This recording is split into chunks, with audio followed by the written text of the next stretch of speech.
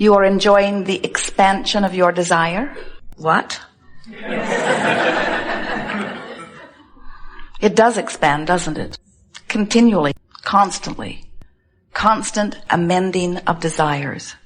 Constantly standing in a place with all that you have become, with a fresh new perspective from which you will continue to become. And the contrast that surrounds you is a perfect vibrational match for your unique, specific, leading edge position.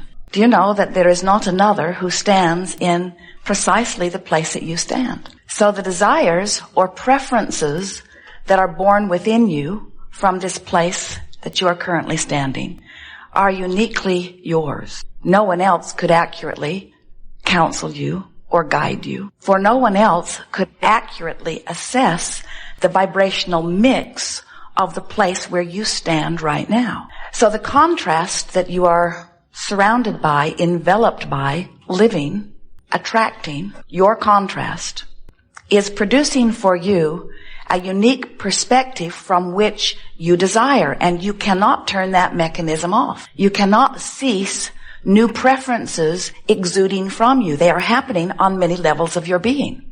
Some, consciously, you are vocally saying, I want, or I desire, or I need such and such. But many of them are just radiating from you, even without any words accompanying them, and they are all radiating from you vibrationally. Now, sometimes you're living some contrast. Let's say you open the mailbox, there are several large bills, and when you compare what's in your checkbook with what's being requested, you realize there isn't enough, not enough to be comfortable and have the extra that you want. And in that moment, even though it may feel extremely or moderately or mildly negative to you, in that moment you radiate a desire, a preference. I want, I need, I'd like more money. So whether you say it or not, it emanates from you. Source hears it, agrees with you, lines up circumstances and events to accommodate you. No matter how much you want or need or prefer, there are no limits. Your experience causes you to ask, and Source lines it up. And Source does not line up more than you want or need or are asking for, or less, but exactly what you are wanting, needing, asking for. When you ask, you are asking from your unique vibrational position, and Source answers precisely.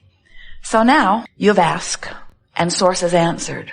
But now your real work begins. And that is, you must find some way of managing the vibration of your being so that you match the signal that you've put out there that's being held in vibrational escrow. If you're sick, you're asking for wellness. And Source knows it and is answering it and is providing circumstances and events, even adjusting the cellular nature of your body in order to accommodate your new desire. But if you are beating the drum, every day you get up, you say, I don't have enough money. Money doesn't grow on trees. It's not fair that I don't have enough money. How come I don't have enough money? Look at him. He's got more money than he needs. Your vibration doesn't match what's being held for you in escrow, because that is a pure positive vibration. And in your attitude of negativity or lack, you're not lining up. So your goods, your legacy, your deserved stuff is lingering out there, clearly yours, eternally yours. No one else can snatch it. It's yours. No one else created it. It's uniquely, vibrationally encoded with you. It's yours. But whether you let it in or not is clearly and only up to you. You never set your radio dial on 6:30 a.m. and expect to hear what's being broadcast on 98.6 FM. You get that. You know the frequencies have to match up. And this is no different. The frequency of your desire and the frequency of your in the moment, right now, point of attraction, vibrational offering has to match.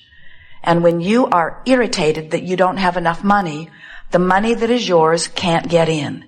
Your irritation is not keeping it away. Your irritation is the indication that you're keeping it away. If you are eager and hopeful even, hopeful lets it start moving toward you. Believing lets it in. Knowing makes it come as fast as you ask for it. You could get to the place of so much trusting this creative process and so believing in your ability to create and so understanding law of attraction and so aware of the way you feel and so in deliberate mindful keeping of your own vibrational mood, attitude, or point of attraction that you could think a thought and receive its results. Think a thought and receive its results. And in fact, you are doing just that.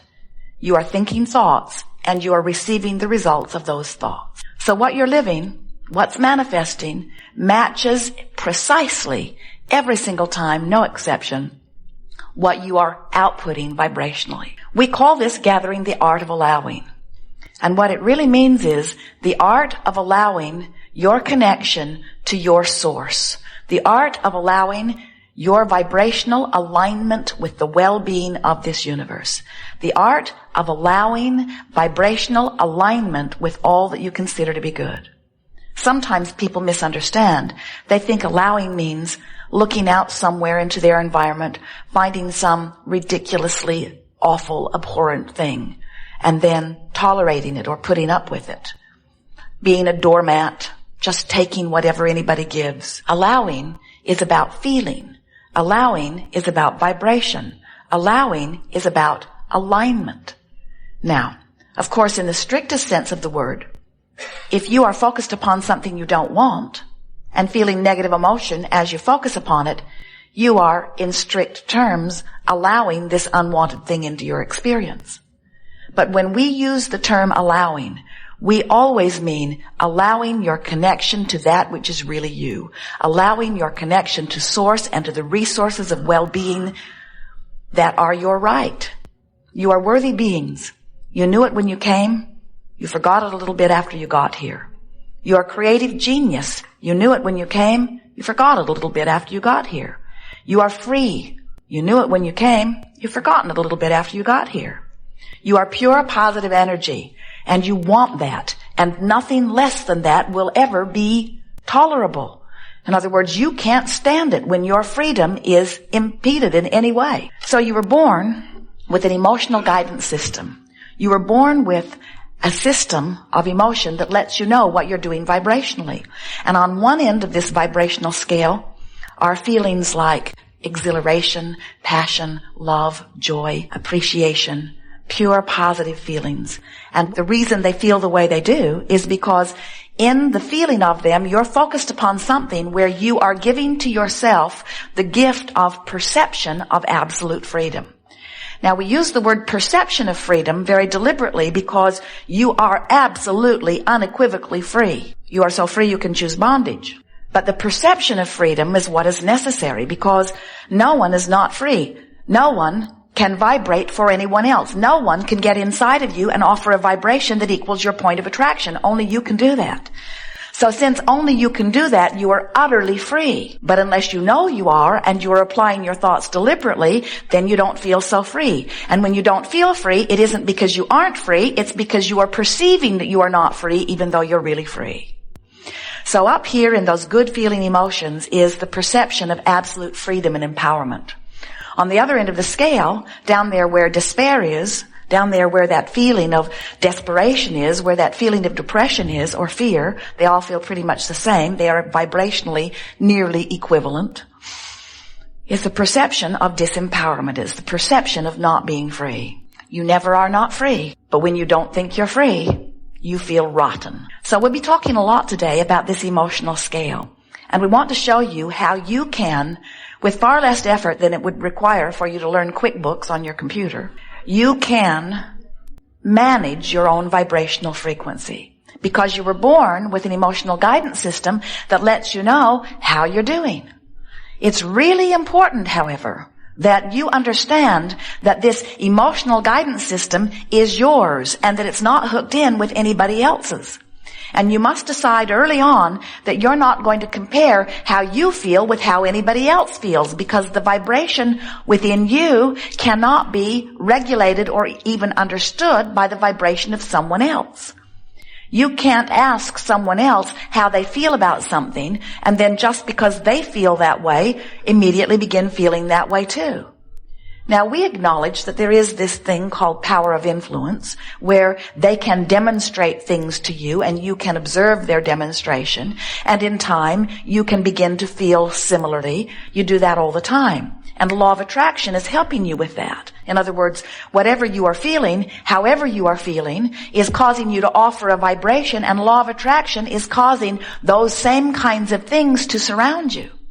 So it's easy for you to look around your environment, no matter how up close or how far around the world it is.